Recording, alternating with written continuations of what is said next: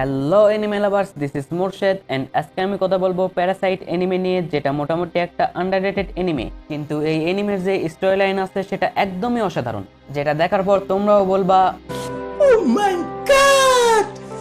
Wow!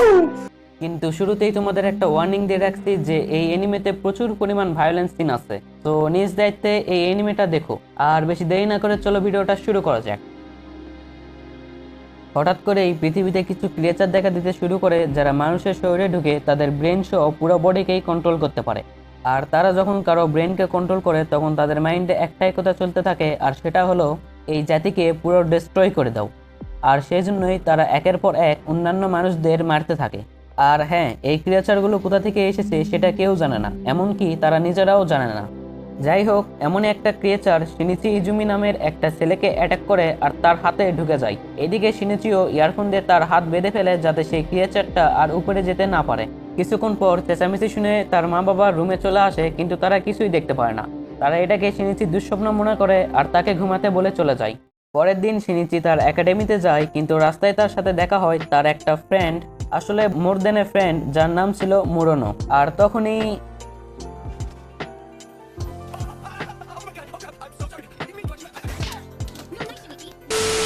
আসলে guys, এটা Shinichi ইচ্ছা করে নাই, এখানে সেই ক্রিয়েচারটা তার হাত কন্ট্রোল করছিল। যাই হোক, ক্লাস শেষে সে বাড়িতে যাচ্ছিল আর তখনই একটা পিচ্চি গাড়ির সামনে চলে আসে, কিন্তু শিনিচি শুধুমাত্র তার ডান হাত দিয়ে সেই গাড়িটাকে আটকিয়ে দেয়। আর তখনই সে তার ডান হাতে ছোট্ট একটা চোখ দেখে ফেলে। এটা দেখে সে অনেক ভয় পেয়ে যায় আর দৌড়ে বাড়িতে চলে আসে। তারপর একটা ছুরি নিয়ে তার ডান হাতে চালাতে যায়, তখনই সেই ক্রিয়েচারটা সেটা ধরে ফেলে। তারপর তাদের দুজনের মধ্যে বিভিন্ন কথা চলতে থাকে, যাতে আমরা বুঝতে পারি সেই ক্রিয়েচারটার মেইন টার্গেট ছিল শিনিচির ব্রেনকে ক্যাপচার করা, কিন্তু সে ব্যর্থ হয়ে যায়। আর এখন সে শুধুমাত্র তার ডান হাতকে কন্ট্রোল করতে পারে। শিনিচি যখন তার কথা অন্যদের বলে দিতে চায়, তখনই সে তাকে হুমকি দেয় যে শিনিচি যদি কাউকে বলে দেয় তাহলে সে সবাইকে মেরে ফেলবে। আর একটা কথা বলে রাখি যে এই এনিমেতে এসব ক্রিয়েচারদের প্যারাসাইট বলা হয়। পরের দিন শিনিচি পুলিশের কাছে যেতে থাকে, কিন্তু তখনই সেই প্যারাসাইটটা তাকে বলে যে তার মতোই অন্য একজন তাদের সামনেই রয়েছে, আর সে শিনিচিকে জোর করে তার কাছে নিয়ে যায়। সেখানে গিয়ে তারা দেখে যে অন্য একটা প্যারাসাইট একটা কুকুরকে কন্ট্রোল করছে, কিন্তু তখনই সে শিনিচিকে পালাতে বলে আর তারা পালাতে পালাতে একটা পার্কে চলে আসে। আর সেই কুকুরটা তার বডি শেপ চেঞ্জ করে উঠতে উঠতে সেখানে চলে যায়, কিন্তু শিনিচির হাতে থাকা সেই প্যারাসাইট কুকুরটাকে মেরে ফেলে।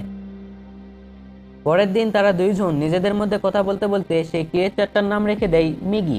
আর অন্যদিকে শিনিচি আর মুরোনো নিজেদের মধ্যে আবারও সবকিছু ঠিকঠাক করে নেয়। এরপর সবকিছু ঠিকঠাকই চলছিল, কিন্তু কিছুদিন পর রাস্তার মধ্যে তাদের অন্য একটা প্যারাসাইটের সাথে দেখা হয়। কিন্তু সমস্যা হলো এই প্যারাসাইটটা একটা মানুষকে সম্পূর্ণভাবে কন্ট্রোল করছিল, তার মানে এই প্যারাসাইটটা অনেক পাওয়ারফুল ছিল। কিন্তু এইবারও মিগি তাকে হারিয়ে দেয়।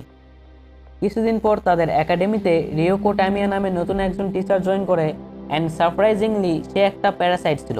আর তার থেকেও বড় কথা, সে টিচার হিসেবে তার দায়িত্ব ঠিকভাবে পালন করতে পারছিল। দেন সে শিনিচিকে তার অফিসে ডেকে বলে ভয় পাওয়ার কোনো দরকার নেই, সে কাউকেই অ্যাটাক করবে না। আর ক্লাস শেষে তাকে বাইরে দেখা করতে বলে। দেন শিনিচি একটা কফি শপে বসেছিল, আর একটু পরে সেখানে রিওকোর সাথে মিস্টার এ নামে আরেকটা প্যারাসাইট আসে। তারপর রিওকো বলতে শুরু করে যে সে আসলে জানতে চায় প্যারাসাইট আসলে কি, তারা কোথা থেকে এসেছে আর তাদের আসল উদ্দেশ্যই বা কি। অর্থাৎ রিওকো তাদের নিজেদের জন্মের উদ্দেশ্য জানতে চায়, যেটার উত্তর কেউই দিতে পারে না। তারপর সে বলতে শুরু করে যে মিস্টার এ আর সে অলরেডি ফিজিক্যাল রিলেশন করেছে আর সে এখন প্রেগনেন্ট। আর অবাক করা বিষয় হলো এই বেবিটা একদম স্বাভাবিক একটা হিউম্যান বেবি, যা শুনে সবাই অবাক হয়ে যায়। এদিকে মিস্টার এ হঠাৎ করে উঠে চলে যায় আর পরের দিন শিনিচিকে মারার জন্য তাদের একাডেমিতে অ্যাটাক করে দেয়। দেন তাদের মধ্যে ফাইট শুরু হয় আর তারা কোনো রকমে মিস্টার এ কে হারিয়ে দেয়। আর গাইস, এতক্ষণ ধরে যা যা বললাম এগুলো সবে তো শুরু ছিল, এরপর থেকেই শুরু হবে আসল টুইস্ট। তো রেডি হয়ে যাও, আর তার সাথে নিচের লাল বাটনে নিজের একটা ছোঁয়া দিয়ে যেও। কিছুদিন পর শিনিচির মা বাবা পিকনিক করতে বাইরে কোথাও চলে যায়, আর তখনই একটা প্যারাসাইট তার মাকে মেরে ফেলে আর তার বডি কন্ট্রোল করতে শুরু করে। এদিকে রাতের বেলা তার বাবা তাকে ফোন করে বলে যে একটা মনস্টার তার মাকে মেরে ফেলেছে, যেটা শুনে শিনিচি একদম ভেঙে যায়। কিছুক্ষণ পর সেই প্যারাসাইটটা তাদের বাড়িতে চলে আসে, যাকে হুবহুব তার মায়ের মতনই দেখতে লাগছিল। মিগি বারবার তাকে সাবধান করে দেয় যে এটা তার মা না, এটা একটা প্যারাসাইট, কিন্তু শিনিচি কিছুতেই নিজেকে কন্ট্রোল করতে পারে না। তুমি নিজেই ভেবে দেখো, তোমার সামনে তোমার মা দাঁড়িয়ে আছে যে কিনা তোমাকে তোমাকে এই পৃথিবীর আলো দেখিয়েছে, যে তোমাকে ছোটবেলা থেকে মায়া মমতা দিয়ে বড় করেছে, আর এখন সে তোমার সামনে দাঁড়িয়ে আছে কিন্তু আসলে সে তোমার মা না, বলতে গেলে সে আসলে কোনো মানুষই না, তাহলে তুমি কি করতে? কিছুক্ষণ পরে সেই প্যারাসাইটটা তাকে অ্যাটাক করে, কিন্তু শিনিচি কোনো কাউন্টার অ্যাটাক করতে পারে না। তারপর সেই প্যারাসাইটটা সেখান থেকে চলে যায়, আর এদিকে মিগিও শিনিচিকে ঠিক করার কাছে নেমে পড়ে, যদিও তার বাঁচার চান্স 50-50 ছিল।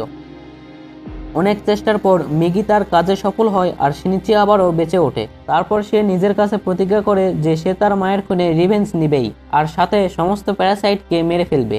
অ্যান্ড গাইস, এরপর থেকে শিনিচি একদম বদলে যায় বলতে তার অ্যাপিয়ারেন্স, মাইন্ডসেট, বিহেভিয়ার সব বদলে যায়। বলতে গেলে আগের শিনিচি মারা গেছে আর জন্ম হয়েছে নতুন এক শিনিচির।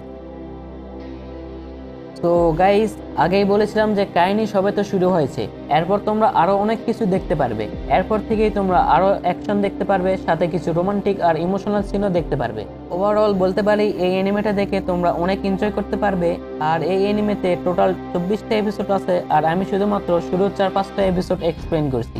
আশা করা যায় বাকিগুলো তোমরা দেখে এনজয় করতে পারবা। আর আবারও দেখা হচ্ছে পরের শনিবারে নতুন কোনো ভিডিওতে।